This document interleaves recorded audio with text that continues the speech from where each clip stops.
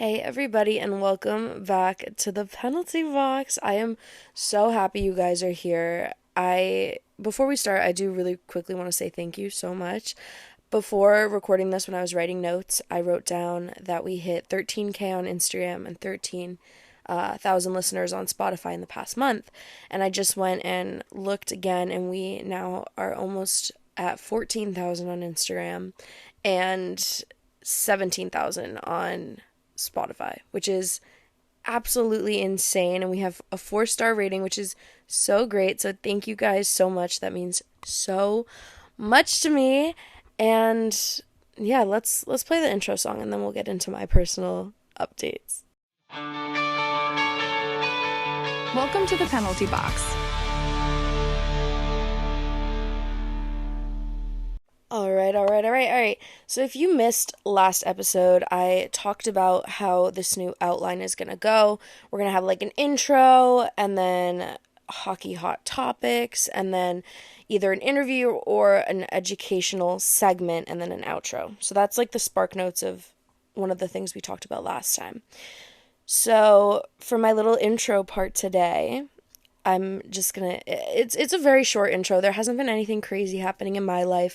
I've just been recovering. I had a couple of days where my recovery went really, really downhill, but thank God I'm feeling better today because I have to get an episode out. And it's hard with these episodes because I can't exactly batch content. Like when I used to make episodes, I would sit down and like record for 6 hours and make like 10 episodes. And now, since we have this hockey hot topics segment, I can't because I want to wait till like the last minute to get all the news and information. Also, I feel like I sound really different today. I am a little bit sick. So I'm sorry. I don't know what's going on. That's all I have for my little intro segment. I know it's supposed to be longer, but I have like no drama or like anything really in my life right now. I do have a playoff team update, though. The teams that have made it to the 2024 playoffs so far are the New York Rangers, the Carolina Hurricanes, Florida Panthers, Dallas Stars, Vancouver Canucks, Colorado Avalanche, and then last but not least, the amazing Boston Bruins. And we're going to be talking about them later on today. During our education segment, because we're going to be talking about the President's Trophy curse. If you know, you know. If you don't, you're going to know today. But we're going to dive right into our hockey hot topics. And let me tell you, there are hot topics this week. Like, there's actual, like, gossip for us to talk about. And when I say gossip, I don't mean anything negative. It's something fun to chat about. Also, everything I talk about is alleged. We don't know if it's true or not. It's just what I read on the internet. Also, I ordered I ordered Dunkin' and it's coming. And I got coffee rolls. If you like coffee rolls, please let me know because I introduced my friends to them and they just judged me for it. So anyway, okay, so we're gonna go into hockey hot topics. Good lord, I'm gonna be butchering names throughout this, so I really do apologize.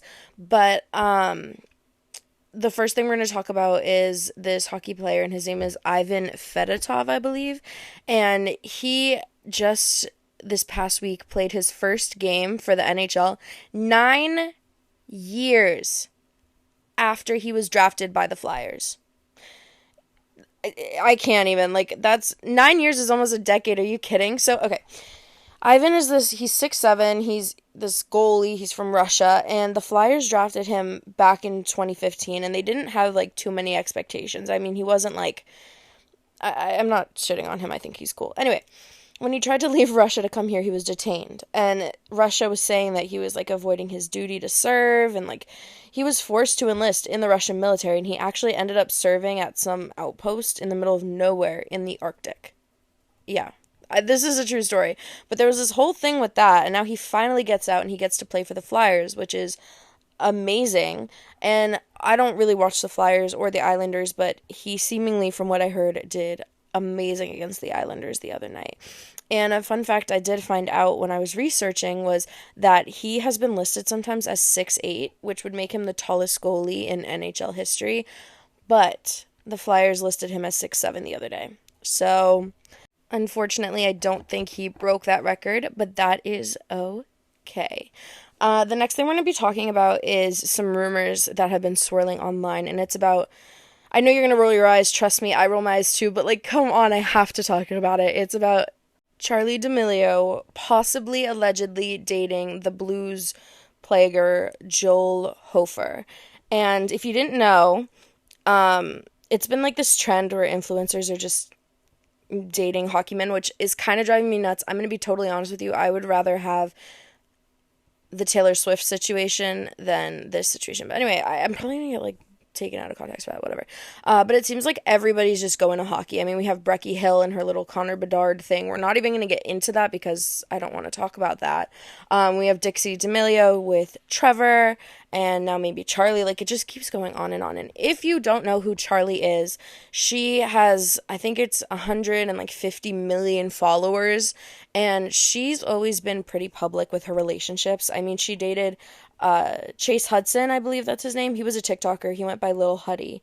And then most recently she was dating, I guess, kind of like a copy of Lil Huddy named Landon Barker.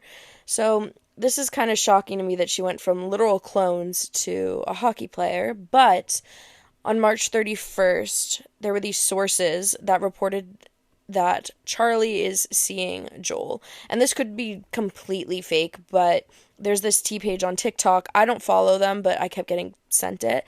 And they said, quote, "The couple is still in the beginning stages of their relationship and everything is fairly new to them," end quote. Charlie was also recently photographed with the mascot for the Blues, and his name is Louie the Blue Bear. And everyone was just kind of like, okay, why are you there? I mean, come on, why are you at the Blues game? I don't know. But like we spoke about a little bit earlier, her sister actually hard launched her relationship with Trevor Zegras in February, months after rumors that they were seeing each other on the down low. So this is kind of giving a lot of people deja vu. And for now, like, we don't know for sure if she's dating him, but all eyes are on them. And I know it's not that important, but sometimes I think it's fun to not talk about like fighting and sadness and aggressiveness, because that's what we're going to be talking about right now. We're going to be talking about the Devils versus Rangers game that occurred on Wednesday, April 3rd, because oh my god, are you kidding me? Are you actually kidding me? If you didn't see the game, it was absolutely crazy. I mean, from the start, there was like tension. You could tell there were like chirps, even the coaches were not like looking too great. But within the first couple seconds of the game, 10 players dropped their gloves. And if you don't know what that means, they took off their gloves, threw down their sticks, and started fighting. And as a result of this, like, giant fight, I think it was, I know for a fact it was McDermott, Ball, Marino, and Tierney from the New Jersey team. And then from the New York team, I have to look because I honestly don't remember. I know it's Rempe, perfect, Barclay, Goodrow, Keandre Miller, and Jacob Trouba for New York. So all those players, they were given game misconduct penalties. And that meant that there would be fewer players available on the bench for the duration of the game for both teams. Like, they got so many penalty minutes, it was absolutely insane. And then after, when we thought it was over, Dawson Mercer just started fighting with this other guy. I'm sorry, I don't know his name. And that got him sent to the bench for the period too. The fight was absolutely crazy. It was like they all knew who they were going to fight and who they wanted to go after. It was just crazy. Like, they didn't even bother to get in position. The video is actually posted on our Instagram page at Penalty Box Podcast. Go check it out if you want to see what we're talking about, because it's crazy. And I'm looking at the commentary right now under the video we posted, some of the comments you guys left, and I think some of them are funny, so I'm going to read some of them. Sophie said that she would pay a lot of money to read a transcript of what was said to provoke this, and honestly, I want to know too. I really want to know. Emma said, "Sigh, I love hockey." Lorelai said, "I can't believe my eyes." Madeline said, "Put me in, coach." Alexa said, "The Devils work hard, but the PB content team works harder." Thanks, girl. We do. We work hard. She works hard. She's an intern here. She works hard. Somebody else said, "I can't get over how some of the players didn't even bother to get in position. They already knew." That's wild. That is exactly what I'm talking about. Like, Oh my God, how do you know? I would just be like, wait, who am I hitting? Where am I going? Wait, can you tell me what to do? Like, I would not know what I'm doing. I'm so sorry. So, total, there were 5 fights, and I'm going to give you a second to guess how many penalty minutes there were. Gonna give you a couple seconds. Got a number? Okay. 166 penalty minutes. There were 166 penalty minutes and a feud with the coaches. I have nothing to say. I have never seen anything like that. I mean, obviously I'm not that old, like I haven't been watching hockey for decades and decades, but it was very crazy, especially seeing Rempe, who we talked about last week. I was saying just fights too much. He relies way too much on physicality and not really skill as much. And go back to the episode, I literally said it all, and then this happened this week. So seeing him kind of be in the center of that was just kind of like, oh, I called it. I mean, I don't want to say I told you so, but I told you so. The final hot topic we're going to be talking about today is a coach, actually, and this was recommended by a couple people, but this is dedicated to Lorelai, who loves this coach. His name is John Tortorella, I believe, and he is the coach for the Philadelphia Flyers, but he actually used to play himself. And he is known to be this stubborn and blunt coach. He's known not to beat around the bush, but it's also known that when you have talent and you work how he wants you to work, he will give you the credit you deserve. And he is notoriously known for not getting along with players who don't bring the work ethic that he wants. And he is a tough coach, but he's coached over, I think, 1,500 games in the NHL, and he won 2 Jack Adams Awards. And if the Flyers make it into the playoffs this season, he could win his 3rd. And as of right now, when I'm recording this, they haven't made it to the Did they make it to the playoffs? Am I actually crazy? Oh my God, no, they didn't. I was like, wait, oh my God, that scared me. I'm not a huge Flyers girl, so if you couldn't tell, I'm not too familiar with them. But I think, personally, I like the sound of how he coaches. I like how it's a good balance of tough love, but help. I think there's a fine line. Not even a fine line. There's just a lot of people that either baby people too much, and it's like, oh, it's okay, you got it, you will do amazing. And there's also people that are like Abby Lee Miller, where it's just constant yelling, constant critiques, and it's a toxic environment. I think there needs to be a middle ground. Like, guys, we suck right now, let's figure this out, let's fix this, and let's get better, rather than just saying we suck or no, we did amazing, God. Like, do you know what I mean? And the reason I'm bringing that up is because I saw an interview where they were like asking him, hey, what do you think of your team? And he just goes, we suck. And he started saying, like, we're not forechecking and all this stuff. And I was like, that is a good coach. Like, he's being honest. He's saying it how it is. I like it. I think it's great. I think it's good. My DoorDashers are right outside my window, and my window is wide open recording. Anyway, you know what time it is now, and no, it's not a commercial. We're not sponsored yet. It's time for Hockey 101, and today we're going to be talking about the infamous President's Trophy curse. It is the perfect time because we are entering playoff season. It is April, and if you are new here or you need a refresher, this is perfect because, you know, I don't make it too long, I don't make it too short. I think I do a decent job. Anyway, so the main idea of the President's Trophy curse, it's a thing because in the past, whoever won the President's Trophy has lost in like the opening round or second round of the playoffs.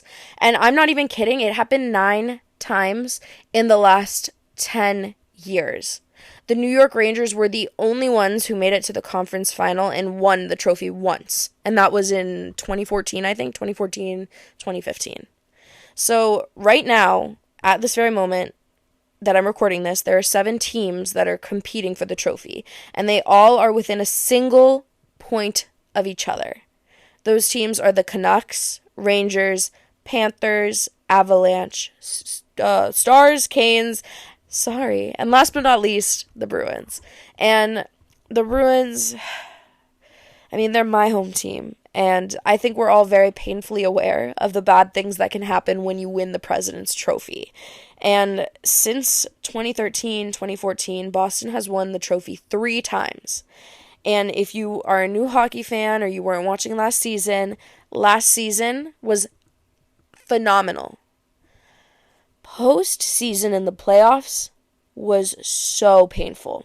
The Bruins lost to the Panthers in the first round last year, and it was just shocking. I mean, the Panthers were not even supposed to be there. It was just kind of like everybody thought the Bruins were going to win. It was an overtime game. It was insane, and it was horrible, and I don't think any of us want to relive it. Then, another time, they ended up actually losing the round 2 series to the Lightning in 5 games, and that was back in 2020. And they were also defeated in 7 games by the Canadiens in 2014. So it is definitely not good. And I mean, it's always good to be recognized for being a good team, a good person, whatever. But personally, I don't think this is a trophy I would want to win. I think I would rather win the cup than the President's Trophy. But that's just me. Okay, I got my Dunkin' Donuts, I got some hash browns, I got my little culotta, I'm all good. I was thinking about this while I was eating a little bit. Actually, this is going back to the President's curse, the trophy curse. Statistically speaking, I guess it does make sense that only 8 teams have won it because there's only 15 other teams. But what really does keep me believing in the curse is what I just spoke about what happened last year with the Bruins, because statistically, if you're literally looking at the stats, it does not make sense that the Florida Panthers won. Like, it does not make sense. I mean, it does not make sense. We had 42 face-off wins. They had 32. We had 4 power play opportunities. They had 3. They had 5 penalties. We had 4. They had 10 penalty minutes. We had 8. You get it. Like, it's just, it does not make sense. And it's cool that they made it. I know that's why hockey's so interesting, because you never know what's going to happen, but you cannot tell me that does not seem cursed. I mean, it's the iconic, historic Boston Bruins. They win the President's Trophy. They're the Boston Bruins, did I forget to freaking mention, who just had an iconic season, and then they lose in overtime to the Panthers. If you know, you know. If you don't, probably be thankful for that, because that caused a lot of pain for literally everyone in the area of New England. This is post-editing Mia just coming in here. I'm going to dive a little deeper into the President's Trophy because I was so hungry and wanting my Dunkin' Donuts that I just did not go over the President's Trophy pretty much at all. So I'm here to tell you a little bit more about it. If you didn't know, the NHL, they have these awards. Yeah, we have our own awards. It's pretty fun. It's pretty cool. And one of the awards is a trophy called the President's Trophy, and it goes to the team that finishes with the most points during the regular season. And then if there's 2 teams that are tied for the most points, then it goes to the team with the most regulation wins. So the teams that have won it the most are the Detroit Red Wings, and they've won it 6 times. And then the Boston Bruins are in second place, winning it 4 times. And then tied for 3, we have the Colorado Avalanche, the New York Rangers, and the Washington Capitals. And then 5 teams are tied for 4th most. And those 5 teams are the Flames, Blackhawks, Stars, Oilers, and Canucks. And among these winners, the Flames, Stars, Red Wings, Oilers, and Canucks. Oh, and the Capitals. They've all won it in consecutive seasons. And only the Oilers, Flames, and Stars have got a Stanley Cup trophy alongside a President's Trophy during the same season, if that makes any sense at all. Now listen, you can believe what you want, you can think it's just a trophy, but it has been handed out 36 times, and only 8 of the winners have gone on to win the Stanley Cup. So, personally, I just don't think that it can be it absolutely could be a coincidence. What am I saying? It could, but I like to kind of believe there's a little superstition there. It's a little cursed. It adds a little lore, okay? Also, if the Bruins win it this year, I will cry. Can we not give it to the Bruins? Can we please give it to the Rangers? I think the Rangers are so deserving of it. Oh my gosh, what I did miss to talk about. in my intro is that I am a Rangers hater now. I last episode I was like, "No, I love everybody. I love every team. I love everything. Peace and love and world happiness." And then I saw the game on Wednesday and I said, "Absolutely no." No, thank you. I can't do it anymore because I mean, I talked about it not the entire last episode, but that was a solid discussion me and you had, and they just went on to do exactly what I said they did. And while I do feel good being able to say I told you so, I also, it's kind of like, oh my God, come on. I feel like I'm the only one who sees it besides everyone. Okay, everybody but Rangers fans sees it. Do you get what I mean? Like, you tell anybody, a Dallas Stars fan, an Edmonton Oilers fan, a Calgary Flame, you go to anybody and you say, don't you think the Rangers are kind of like aggressive and physical, like a little too much? They will say yes. Unless they're like a white man in their like 60s that want to bring hockey fighting back, okay? But otherwise, they'll probably be like, yeah, they're a little too out there. But then you ask a Rangers fan and they're like, I love him. He's such a sweetheart. Like, oh my, he didn't mean any harm. Like, honestly, I get it. I'm the same with my team, but they don't beat people. They don't beat people. Anyway, that was off tangent, but I think that's why you're here and I think that's why we're friends and you're listening to the podcast because you must like me, right? Like a little bit? Like a tiny bit. I am genuinely so curious to hear about what you guys have to say. What do you think? Do you think the curse is real? Do you think it's just made up BS? Do you believe it? Has your team dealt with this so-called curse? Because I know if you're a Bruins fan, you have multiple times. And, of course, the Red Wings.